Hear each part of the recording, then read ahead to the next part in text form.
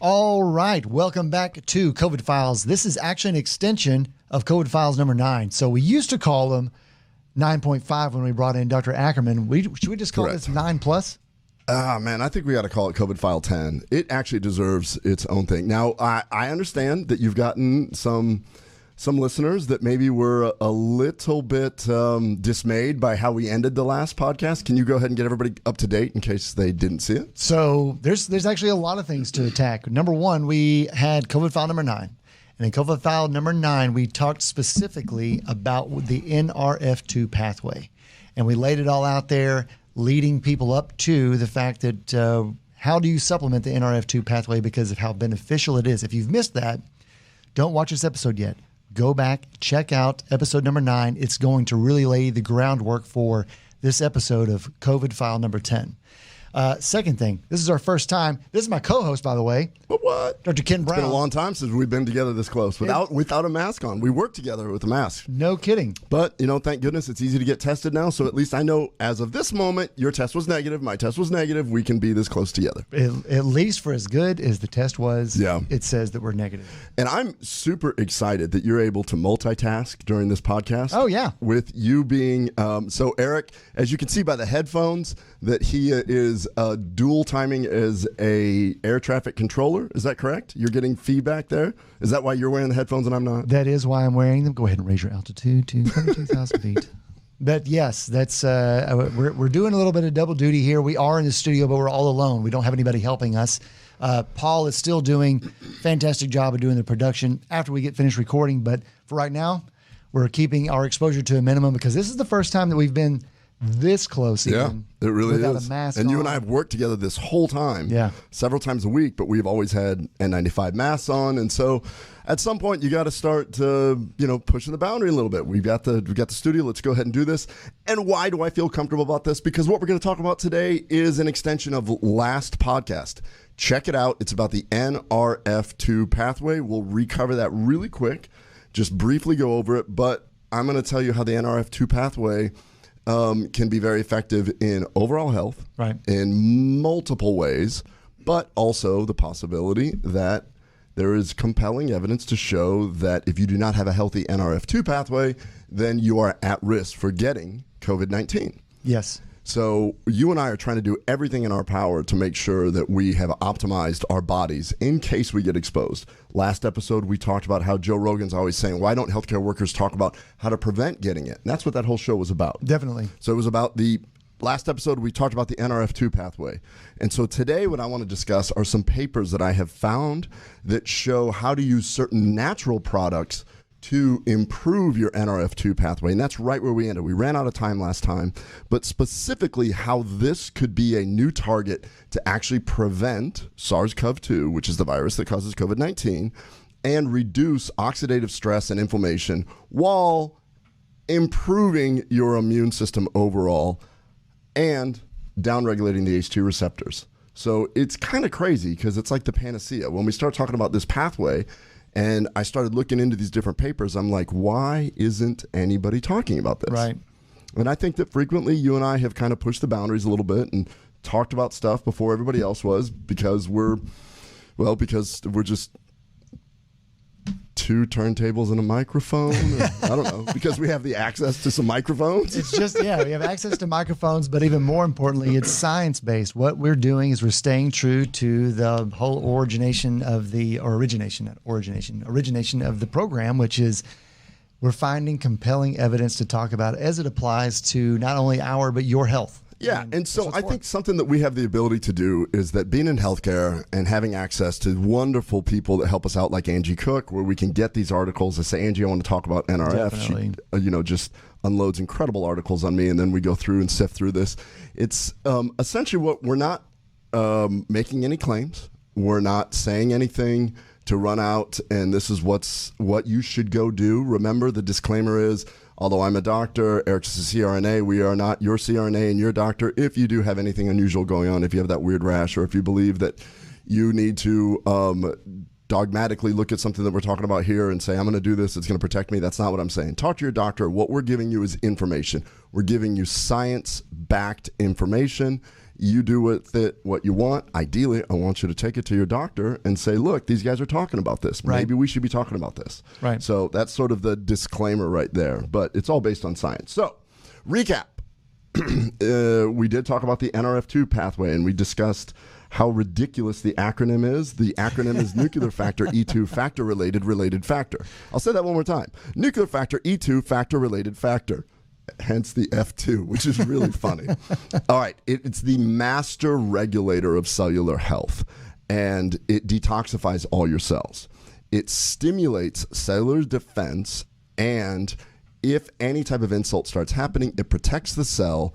Specifically, when we're talking about SARS-CoV-2, it actually downregulates the ACE2 receptor, which allows the SARS-CoV-2 to attach. And I'm going to throw in a new term that we did not talk about last time because now it's relevant. In normal conditions, your NRF2 pathway remains suppressed and kind of controlled like a cage using something called the cytoplasma repressor protein KEAP1. That is the KEAP1. Talk about bad acronyms. Whoever decided the NRF2 decided that the KEAP1, the acronym stands for Kelch-like erythroid cell-derived protein with CNC homology-associated protein 1. Cannot make that up. Like, whoever was discovering this did not go to any acronym training at all. No. We thought the NRF was bad. Now I'm going to tell you that there's something called the KEAP1 protein, which doesn't allow your NRF to become activated. This is going to be relevant when we get into the next section. Interesting. And so, in response to any type of damage or attack or oxidative stress, the NRF2 will actually separate from the KEAP protein, which is controlling it, dive into the cell, hop into the nucleus, and then turn on 250 genes. That's what makes it so amazing. Wow. So it's this one thing that does this. That's why it's the master regulator. So in the last episode, we discussed about how the role of the NRF2 pathway is beneficial in brain inflammation, cancer prevention, autism, environmental toxins, and pollution, all based on studies. And we discussed all of that. Anti-aging, dementia. In addition, we discussed about how if you do not have a properly functioning NRF2 system, this can lead to obesity, diabetes, hypertension, and we know that if you are obese, older, have high blood pressure or diabetes, you're at significant risk of having a bad outcome from SARS-CoV-2, COVID-19. Yeah, and don't forget premature aging. And the whole premature aging. I thought on our last episode, we discussed how obesity comes down to cellular oxidative stress. Right. You may be a little overweight because your cells are struggling to get rid of the oxidative inflammatory process that's going on. Correct. So, all right. So, we also discussed how SARS-CoV-2 makes our cells more vulnerable because that nasty little virus, the pandemic that's screwing us up, actually works to suppress the NRF2 pathway. It knows that NRF2 is going to kick its ass. So it does this whole thing where it tries to overwhelm your NRF2 pathway. That's why we believe that certain people are at higher risk for having bad outcomes. It's a bully. It picks on, I'm going to find somebody with a weakened NRF2 pathway. What was the analogy we came up with? Cutting the phone lines before you break into a bank. Basically, we're stopping the ability for the rescue mechanism to work. We're not allowing it to work. Yeah. So the biggest question we have here is that all these people are being exposed. Why do some people go through these horrific things? Why do some people have long-term residual bad outcomes like pulmonary fibrosis and stuff? Right. And now I'm learning step 2 that nobody's talking about. The virus seems to do this much more effectively and have much more deleterious outcomes when people have these other diseases, which could be related to the NRF2 pathway. So in other words, NRF2, super important, and now we're going to bring it into 2020 right now during a pandemic. How does this affect us? So that's a lot, but that's what the whole episode was about before. Yeah, that was just the summary. So we just crammed a full hour into just there. So, all right, so now we ended the show with saying, okay, this is your NRF2 pathway. Hopefully you listen to it. If not, just know that it's super important. You can keep listening to this. The NRF2 pathway master regulator and will at least have some built-in mechanisms to fight viruses that are going on. So I want to talk about 2 natural ways to keep your NRF2 pathway in great shape. Okay, let's do it. All right. So, first one. This is very, very dear to me. This is why I like how everything starts coming together at some point. First topic, sulforaphane. Sulforaphane. I have talked about sulforaphane for years. Yes. All thanks to Rhonda Patrick in a YouTube video and her going on Joe Rogan and discussing it. I've gotten super into sulforaphane. It is one of my favorite topics. Briefly, sulforaphane, if you're a geek and you want to really know what's going on, is an isothiocyanate. Isothiocyanate. And what this is the molecule that is found in cruciferous vegetables, broccoli, cauliflower, things like that. And when these cruciferous vegetables are in their sprouted form, meaning it's a little teenager, a juvenile, a juvenile broccoli, they tend to have much higher amounts of the precursor that our bodies can then make sulforaphane. There we go. And so this was actually, it's really exciting, discovered by doctors at Johns Hopkins in 1992.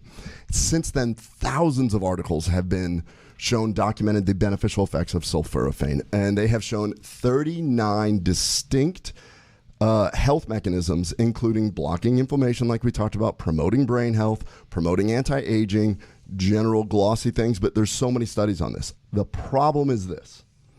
The precursor to sulforaphane is a molecule called glucoraphanin. Glucoraphanin becomes sulforaphane when the broccoli sprout is chewed. It releases an enzyme called myrosinase. So basically, the broccoli sprout sitting with this molecule called glucoraphanin. Okay. When you eat the broccoli sprout, you release this enzyme called myrosinase, which converts glucoraphanin to sulforaphane. Easy enough, right? So far. So, bottom line is we have known that the second that sulforaphane was discovered by Johns Hopkins, people have been chasing that idea because they're like, that's something that nobody else has tapped on.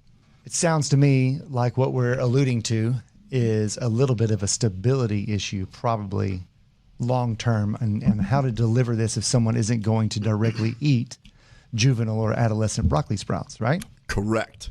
So what has been shown by the Johns Hopkins people is that the amount of glucoraphanin, which can actually be absorbed to then be converted. Right. So now we're talking about just absorbing the glucoraphanin and then converting it, is somewhere around 2 to 15%. Okay. So extremely poor bioavailability.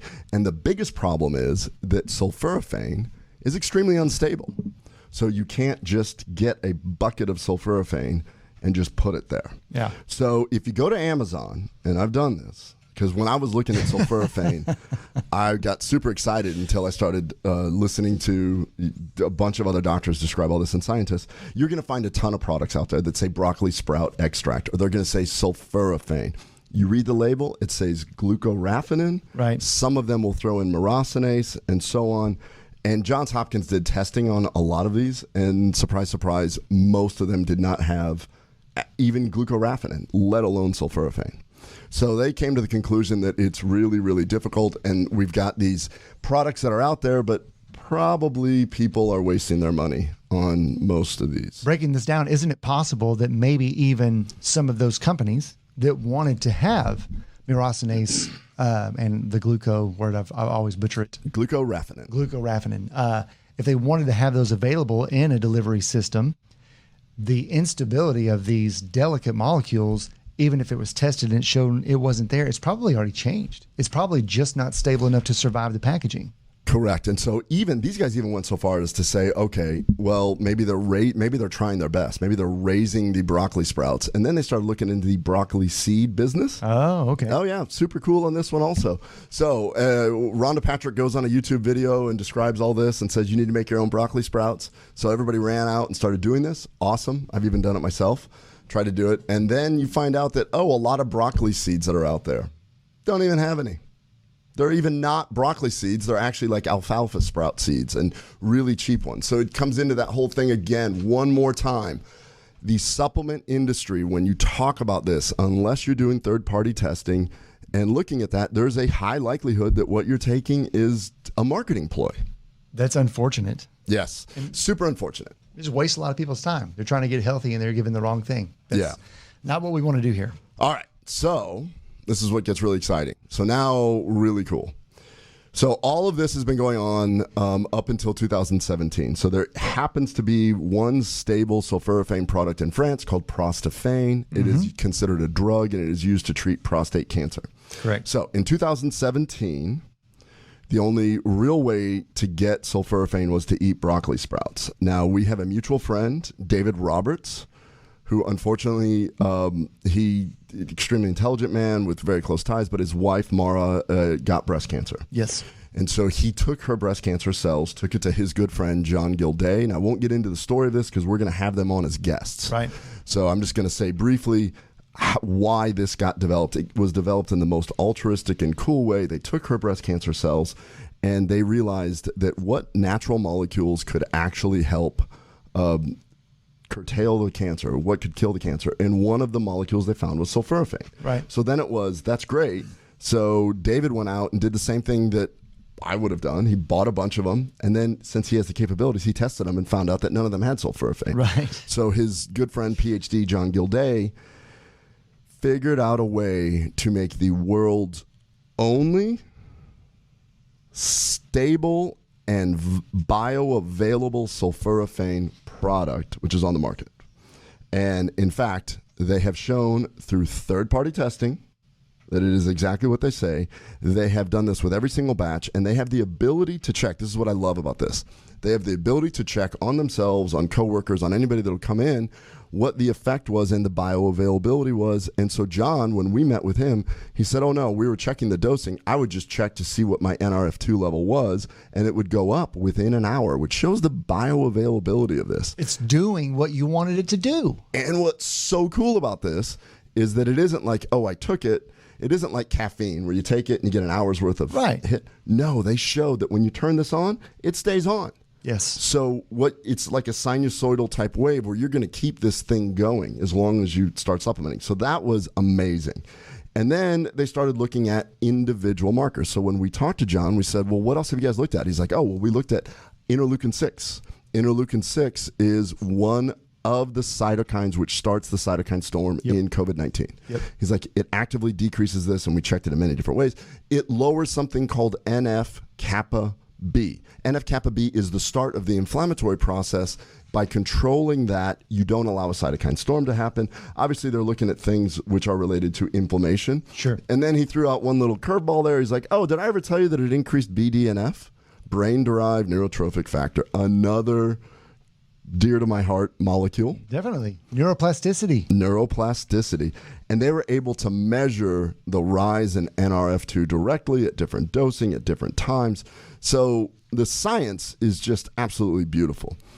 And then if you start looking at sulforaphane regarding COVID-19, it is well known that sulforaphane specifically down-regulates the docking protein called TMPRSS2, regardless, the docking protease. Because right now we're talking protease inhibitors. Right. What sulforaphane has actually been shown to do in vitro, definitely in vitro, is that it can actually prevent, if the virus sees the ACE2 receptor and it comes here, it has to get close, and then it needs this thing called the TMPRSS2 to actually touch the virus and then dock it to the ACE2 receptor.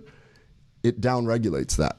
So it gives the virus less opportunity to infect the cell. It gives the virus less ability to land. Right. It's just like the virus is going around doing this. So keep that in mind because it's super cool. So when the NRF2 pathway is on, then you have all aspects of your innate immune health, meaning your immune system starts paying very close attention. So if you have an invader, it knows what to do immediately. So it increases your immune health. It mitigates the cytokine storm by decreasing IL-6, NF-kappa beta, and all these other things. Right. And that's how you end up protecting your organs. That's how, when the NRF2 pathway goes up, this is so cool. So the NRF2 pathway sees it and goes, wait a minute, this virus is attaching to the ACE2 receptor. Everybody downregulate ACE2. I mean, you want to talk about like a cool sci-fi movie? Yeah. Go down, follow the NRF2 pathway into the cell. It's almost like this Star Wars style where it's like they're actually, we are being invaded. We have got TIE fighters coming in. They are only able to enter through the ACE2 receptor. Downregulate all ACE2 receptors. So part of the problem of getting sick is when a bunch of cells, they encounter a pathogen quickly, right? And they all become inflamed far quicker than the body can effectively respond, right? That's when things kind of spiral out of control. Correct. So I could, if we could all picture like the new Dallas Cowboys stadium. We call it new. I guess it's 10 years old now, but all 100,000 people want to go inside. They all need to get inside. They all have a ticket. They're ready to go inside. But suddenly, let's just pretend that the stadium is the cell and all of the people coming to watch the game happen to be the virus. Suddenly, the Cowboys say, no. All of these people might get us sick. Let's shut down all of the gates to maybe one or two. And now if you had to funnel all 100,000 people, not from the 60 gates that are all the way around, but just through one or two doors, that's down regulation. That's what our cells are doing in NRF2 is taking away the availability for that virus to get into the cell. Yes, that's exactly it. So now imagine you're in a stadium and you've got 10 entrances and there's 100,000 people trying to come in. Right. And the stadium happens to be somebody that the stadium does not have a properly functioning NRF2 pathway, which means before the game even happened, the stadium probably is bloated and obese. Sure. With some hypertension. Sure. I don't know if stadiums could do that. And then this one does. And then so what ends up happening is instead of having just 10 designated entrances, they've just got holes everywhere. There's no one's taking tickets. No one's taking tickets. You can just walk in whenever you want. Yeah. That's what it is. And that's why when people have unregulated amount of ACE2 receptors, then that's how you can end up getting so sick so quickly. So fast. So I love your analogy. The first episode was cutting the phone line to a bank, and this one is football. I don't really know how your mind works, but that's just all over the place. That's awesome. I don't know either. No one knows how his mind works. So, you know, kind of like I mentioned, we're going to have David and John on, and we're going to let them really geek out about this. Great guys, too. Great guys. But the bottom line is that is not sulforaphane is just a molecule that I love. They developed a product called Broc Elite, BROCELITE. And which I need to talk to them about that because I recommend it to so many of my patients, and especially when I'm doing telemedicine visits. I say, I really need you to just pick up some Broc Elite. We need to do this. And without fail, they'll be like, okay, Dr. Brown told me to get this broccoli. How much do I do with this? And I'm like, no, it's Broc Elite. I need to talk to those guys about Broc Pause Elite. Yeah. So, but we're going to have them on to talk about that. So what I love about this show, Eric, is that we do these shows and I just start going down these rabbit holes, but I'm a better doctor because of it. I learn a lot more because of this. Angie sends me just buckets and buckets of articles, and so I can go through this. So it just got me thinking. I'm like, wait a minute. Whenever we talk about the NRF2 pathway, whenever anybody's ever talked about it, it's always sulforaphane. Is there anything else that could help that NRF2 pathway? I'm really glad you asked, because if you didn't, then I'd have nothing else to talk about. Yeah. We can talk about golf because you really teed it up. All right. So no more dad jokes. All right. So every single show we learn more and more with this, but then I started going down the NRF2 pathway and working backwards and deconstructing this. Found this incredible article that talked about, and this is the actual title of the article published just last month, the potent antiviral effects of the NRF2 pathway and how to naturally raise it using polyphenolic compounds. Okay. All right. So what this article showed is that they first, and we've discussed this on the show, they looked at the potent antiviral effects of polyphenols. They looked at compounds like quercetin and green tea extract specifically. They wanted to know that although these polyphenols, we've shown multiple times, do amazing things to mitigate your immune system, they too are anti-aging molecules, and they actually are potent antioxidants. They said, well, what if some of the benefit of polyphenols is actually due to the NRF2 pathway? Dun-dun-dun. Interesting. Yeah, interesting. I'm over here, everyone's looking at sulforaphane, and these guys are like, well, wait a minute. We just got done describing anti-aging effects, anti-blah, blah, blah, blah of the NRF2 pathway, And what if some of the benefits that we're seeing with these other molecules, like polyphenols, can actually increase the NRF2 pathway? So these guys looked specifically at that. What they wanted to know is if these polyphenols can increase the NRF2 pathway, which will help fight COVID-19. Bold statement. Love these guys. That's huge. So what these researchers were able to show is that these polyphenols can increase the NRF2 pathway by blocking the KEAP1 repressor protein. In other words, think of it this way. Your NRF2 is tied up by a security guard, by, I don't know, you're the analogy guy. What would it be here? It just seems like that this is now a second instance of where polyphenols have demonstrated that they're blocking. They're blocking for things to continue to happen beneficially, because it also blocks that particular enzyme that breaks down CBD anandamide, right? Oh. And so if we're blocking there, we're also blocking this little guy here, KEAP1. Oh, so cool. I'm glad that you made that leap so quickly. Your mental agility sometimes just impresses me. Just sports analogies make me do it. All right.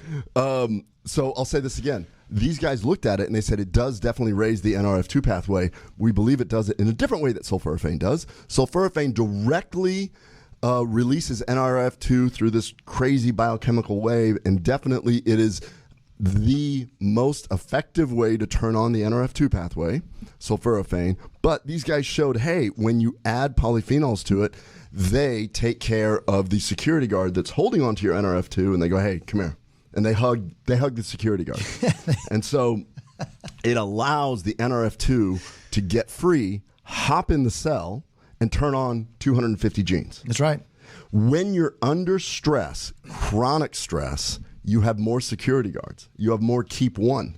The more inflammation you have when it tips the scale, a little bit of inflammation turns on your NRF2, too much inflammation, and for whatever reason, the KEAP1 doesn't let the NRF2 out. So you spiral downhill quickly.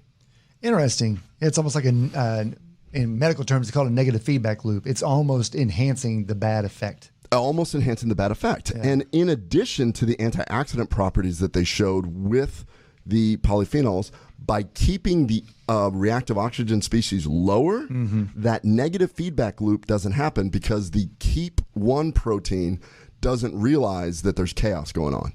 So in other words, the polyphenols go, hey, come here, go ahead and give me a hug. And then the other polyphenols go, clean up the mess. So this guy doesn't get all eager and be like this over-aggressive bouncer or security guard or something. But what a great compliment, though. So now we not only know how to enhance the activity of the NRF2, but now we also know how can we allow the NRF2, once the pathway is activated, to do its job better. Oh, naturally. Yes. So if you haven't put it together yet, I'm giving you a secret recipe on how to turn on your NRF2. So once the NRF2 is turned on, it'll maximize the effectiveness, and especially when the polyphenols are around and they take care of the antioxidants, the NRF2 doesn't have to worry about that, and it turns on more cells saying, just go down, let's get all these cells in line. Let's really ramp it up. We are ready to do battle. So in conclusion, what they said was, the authors said that we should be taking certain polyphenols to work as both a direct antiviral, a direct anti-inflammatory, and for the first time ever written in literature, directly increase the NRF2 pathway. That's amazing. It's the first time I've ever come across this. Ultimately, the authors are quoted as saying, these results may provide a new method for discovering NRF2 activation. It's quite impressive because I feel like we're pressed for information right now because we're living in a pandemic and we're all trying to find our ways to return to normal. But this stuff doesn't end with the pandemic. This is protecting your health and your life and the cells from overinflammation. Anyhow, it just so happens that they're saying, keep this system in your body enhanced. It still works for you. Do these things. It's still here to protect you. Absolutely. So that was one incredible article. So kudos to those authors. They said, hey, does the NRF2 pathway help with COVID, yes. Oh, what are other things that we can do to take this? Because very few people even understand that Broccoli exists. Right. And so you've got all these people buying broccoli sprout extracts, which is doing nothing. And now they're saying, okay, since now we've got this ability to have a stable sulforaphane, and now we have this ability to have this polyphenol, which can actually help free up the NRF2. Right. So it got me thinking, is anyone else looking into this? And as it turns out, I found another super cool publication. Oh. Specifically on, I'm going to love this, olive oil and wine polyphenols and its modulation of the NRF2 pathway. That's nice. That's good. That is awesome because these guys showed significant increase in the NRF2 activity from the polyphenols in olive oil and in wine. These are the polyphenols that we work with because they're large, stable polyphenols. The first article was looking at smaller phenolic compounds, meaning they're looking at very little small branches. Quercetin's a small branch of a larger polyphenol. Right. And green tea extract, ECGC, is a smaller branch of this large green tea molecule. These guys said, hey, you know what? We're seeing the same thing. The conclusion is that it's not just the antioxidant effects of these polyphenols that make them incredible, but it's the ability to turn on the NRF2 pathway is a novel and new concept that needs to be further investigated. I kind of feel like we're saying stuff like, I don't think other people are reading these articles because this is nuts what I just said. I just said that large, stable polyphenols can turn on your NRF2 pathway. Nobody has ever said anything like that to me. No, I haven't heard that either, but it made me think of something, though. We talk about what constitutes a high-level CBD source, and one of the things that we've not only talked about, but we've seen clinically is that full-spectrum CBD tends to be the best method.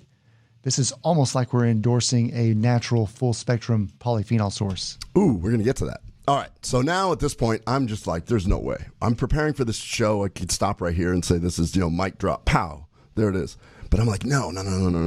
There's, when you start going down these rabbit holes of research, then you start looking at the references that other people do, and then you start looking at the authors, and then Andrew will be like, you're not going to believe it. Check this out. And she sends me this one that she found an article looking at alcohol-induced liver damage in mice, and if improving the NRF2 pathway will help attenuate that.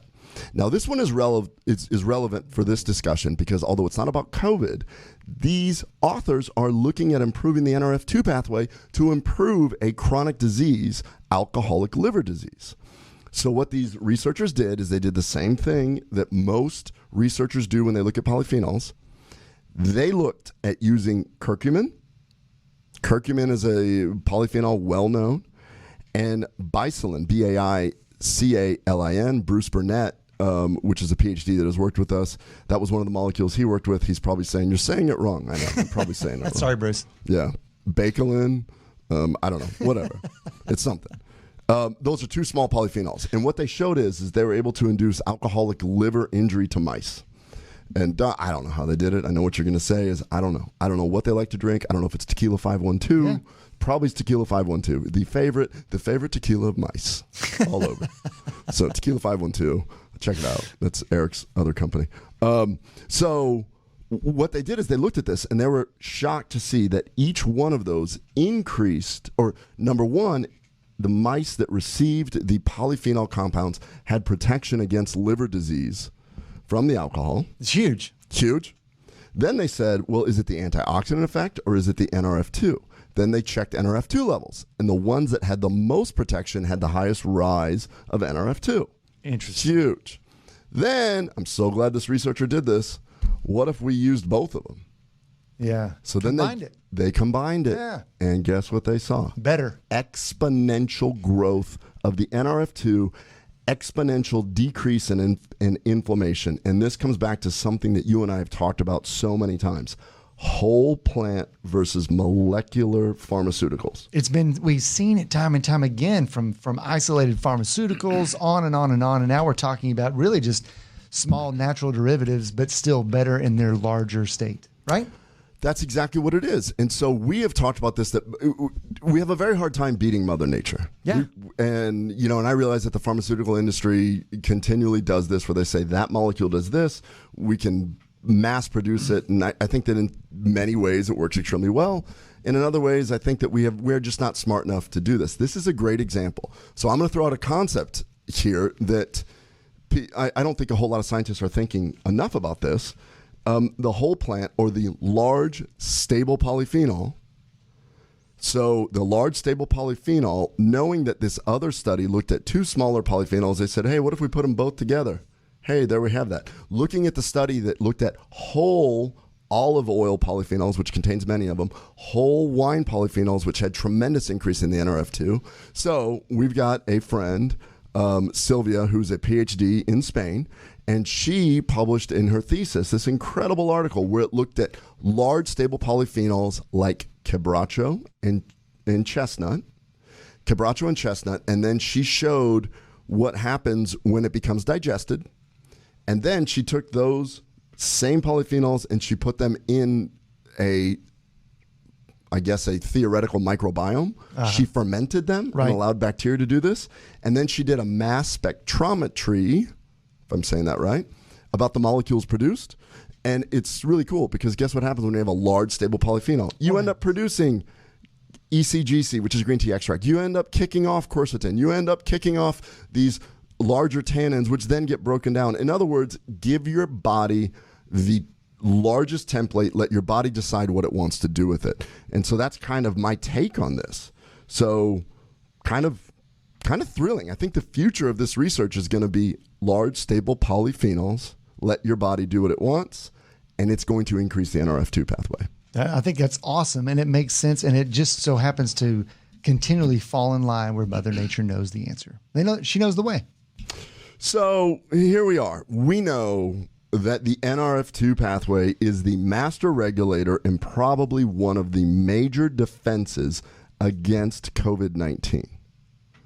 And we are slowly meeting a whole lot of very influential, important people in this field, and one of them is friends with Dr. Fauci.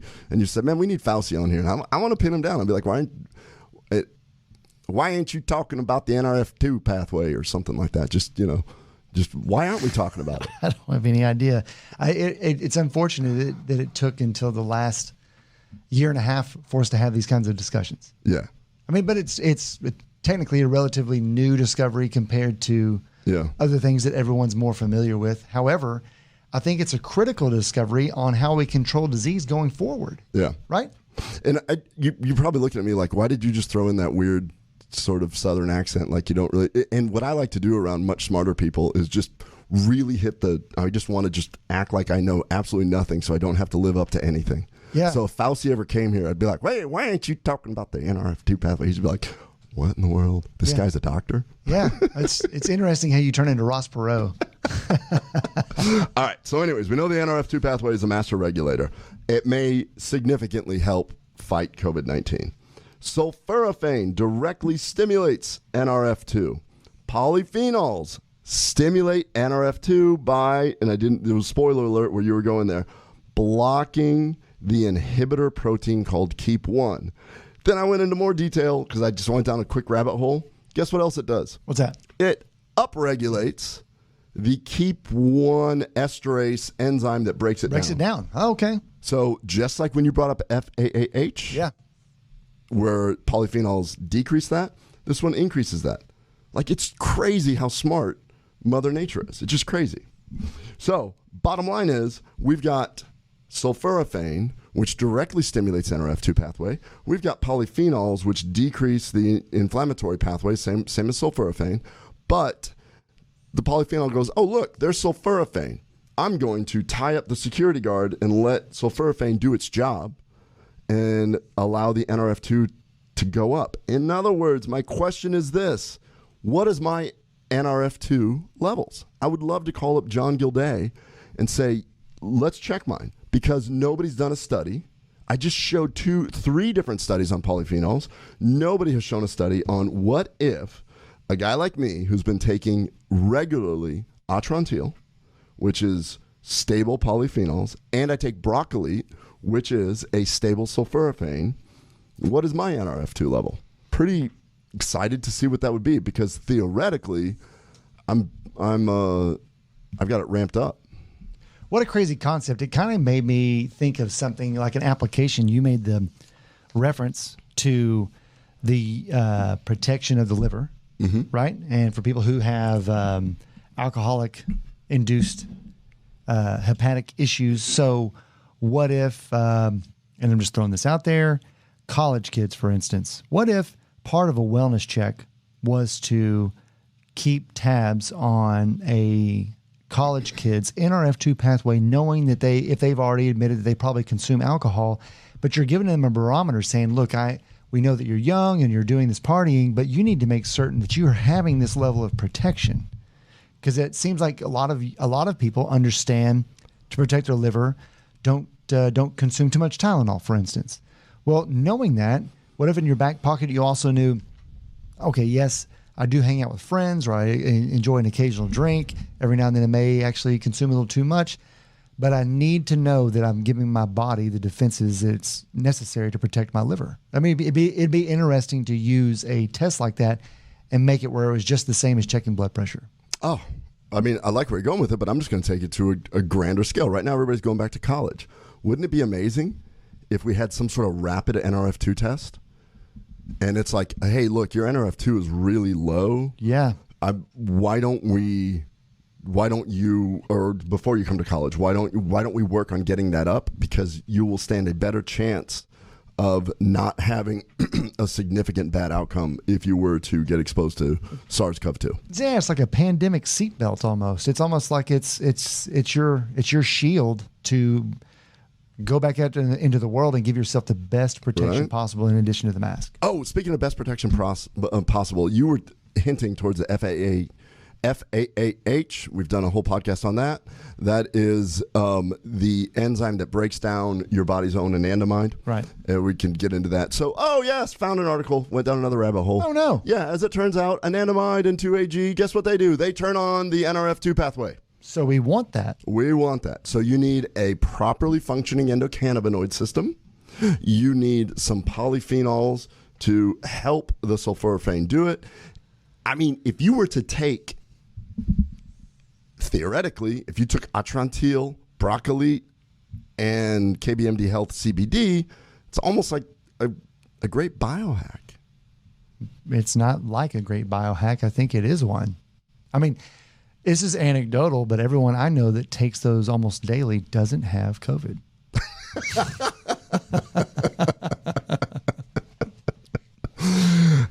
Truly anecdotal. But no, all that being said, I mean, think about this. So just to sort of recap this, the first episode was about how important the NRF2 pathway is.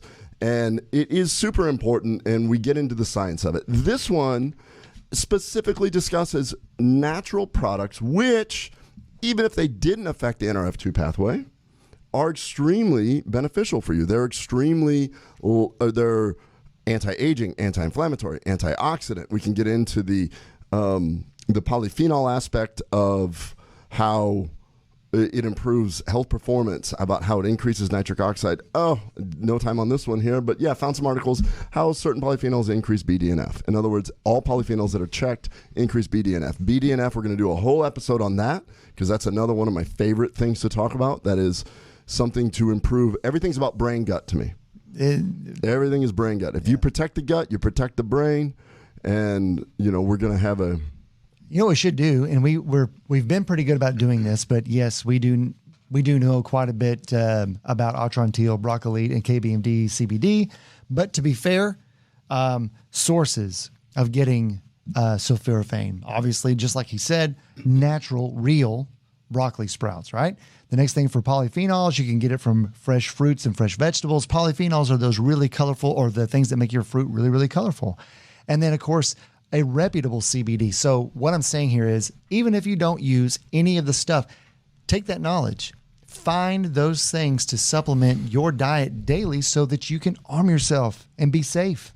If you can't find one of these for some crazy reason, if you're listening to this, you should be able to. But if you can't, find the foods that Mother Nature is providing us all with. And really what we're trying to do is make certain that you're getting your daily dose of all three of those things. Yeah. So if you're sitting there, if you have a rainbow-like plate and some sprouts, by the way, sprouts are super easy to grow. So if you're not into supplements, you're into the food. A lot of people have great evidence or a lot of people have great tutorial videos of how to make it. I've done it. It's super easy. You just have to make sure that you get the right seed. If you go to the broccolite.com website, they actually have seeds that they have tested. So they can tell you which brands if you want to get, because it's kind of a fun thing to do. You got to cut them at around 9 days, I believe. And that's where it's at. Because of my lifestyle, I try to eat a healthy diet, but I also understand science like this. So I augment it a little bit, and I try and just push the needle in the healthy direction by taking certain supplements. And the supplements that I take on a regular basis are polyphenols, atrantil, and broccoli, and a few other things that we've discussed on the show to help for viral illnesses and such. So the cool thing is that everything that we're describing, about 5 or 6 months from now, somebody else will talk about, and then it'll be novel. Yeah. Because it's the same thing that happened early on with when I went on Wellness Mama and we were talking about all that stuff, and it was so novel. Terrified about saying it. Yeah, because I was like, oh my gosh, I feel like I'm saying stuff that nobody else is talking about. I'm going to be this pariah, but I'm standing behind the science. It's all about the science. I'm not saying atrantil, broccoli, or KBMD CBD does anything. What I'm saying is the molecules of sulforaphane and polyphenol have been shown to increase the NRF2 pathway. That's what I'm saying. What does the NRF2 pathway do? A whole lot. Watch the last episode that we did. Yeah, it'd be COVID file number 9. Incredibly important. And honestly, probably we should revisit it post-pandemic and just dig even deeper into NRF2. I wish we had deeper pockets so that we can just go to certain, like right now with all these students going to college, we could just show up and be like, well, this college all got they all got the biohack combo. And just compare like a large-scale campus? Just because right now we're seeing all these kids go back to college and then they're being sent back home. UNC, Notre Dame saying they didn't send everybody back, but they're making them basically do, dorm schooling. Hey, Texas Tech, I just wrote a check. So if you want to offset some of that just by asking us to participate in that, that'd be really cool. I just had a patient that goes to Tech today, and she said that they had a bunch of cases, so she's not going back. Texas Tech is going to have to. Every school is going to have to do this. They're going to have to play this game. Wow. Yeah, it's going to be kind of wild. Hopefully we can just do what we can to give ourselves and our family the best opportunity to not get sick. So recap this episode for us, Eric. Number 1, watch episode number 9. Number 2, we need our NRF2 pathway to be fully functioning and healthy, just like we talked about ECS hundreds of times, in order for us to be in the best position possible to fight off disease, specifically things similar to COVID-19. And essentially with a highly functioning NRF2 pathway, we can stave off that disease, we can decrease the inflammation, and we can actually shut down the ability for things like COVID-19 to make its way to infect our cells. In addition to that, in order for that NRF2 pathway to work well, you have to make the conscious decision to take either the supplements or the correct foods to arm your body, to give it the tools to make that NRF2 pathway work. Yeah. That's really what we said. We're going to be talking to different guests. We're going to be talking to Dr. Tom O'Brien about different diets to protect your gut, to protect your brain. What I really like is that our message is not new. It's not unique, and people are starting to realize it. Yeah, definitely. 100%. So, all right. So part 1, NRF2. Part 2, oh boy, we've got natural ways to increase your NRF2. New to me, super excited that I have this information now, and I hope it's exciting for you all. I think it's really important that everyone should share this. Please, we're getting into some very scientific. I get that. I get it can be a little difficult to listen to, but the gist of it is you need your NRF2 improved to lead a very healthy life. You stand a better chance of undergoing some sort of insult, including a viral insult. Your body will deal with it better if you have a proper functioning NRF2. So like, share, get this out there. The way you kind of just said that made me think of this. We can't sit here and tell you that a fully functioning NRF2 pathway augmented by polyphenols, sulforaphanes, and CBD is necessarily going to stave off all of your disease. But I can tell you quite confidently that if you don't have a well-functioning NRF2 pathway, your chance of being really, really sick when you're exposed is probably significant. Yeah, and it's significant. And if you don't have a functioning NRF2 pathway, then your chance of becoming diabetic, becoming hypertensive, becoming obese, developing cancer all go up. They definitely do. So awesome. Well, I'm glad that we closed this out. Now you have different ways to increase your NRF2. Read more about this. Look at the polyphenols in Atrantil. These are the stable, large polyphenols that we talk about. Look at the science behind Brock Elite. That is the world's only stable, bioavailable sulforaphane, which we know that we've trust these guys. They do third-party testing. They do everything that we do at Atrantil. So that's how come we've become good friends with them and hope to continue to utilize their science. They can utilize ours. We can help each other. We're going to augment everything. Brock Elite also has a professional version, which is only available if there is a physician on board. And it just so happens that at KBMD Health, this guy is the KB and the KBMD. He is authorized to distribute the professional version of Brock Elite. So if you go to kbmdhealth.com, go to the store, you'll find everything that Dr. Brown just laid out available as a supplement to help you build up your NRF2 as well as your ECS at KBMD Health. Yeah, and the Brock Elite Plus, they're smart guys. They actually have another isothianate in there that they figured out helps absorb, and they threw in curcumin polyphenol. Right. So, like, when John hears this, he's just like, I've been talking about this for 10 years. Why are these guys acting like it's new? Thank you, John. But that's awesome. Everybody take care, stay safe, and like, share, just get this word out. We our biggest thing is if we can help one person, if we can. I hear it from my patients all the time. They're like, I feel way better. I'm like, that's awesome. I love it. Absolutely. So. Like and share. That's it. That's going to do it for COVID number 10. And well, sorry for the break between also 9 and 10. Lots of information. He really was on call last week for the hospital. So when we broke, it just happened to be at that point in time. Anyhow, we'll see y'all next time, Dr. Brown. We're good. We're good. Everybody stay safe. Much love. Get your sleep. Eat well. Oh, yeah. Sorry about the weird offset here. Again, we were in the studio by ourselves, so obviously it looks kind of odd with me just kind of off the side where I can fade in and out.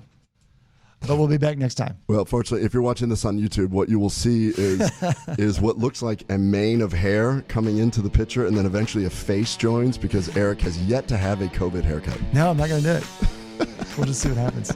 All right, everybody, take care.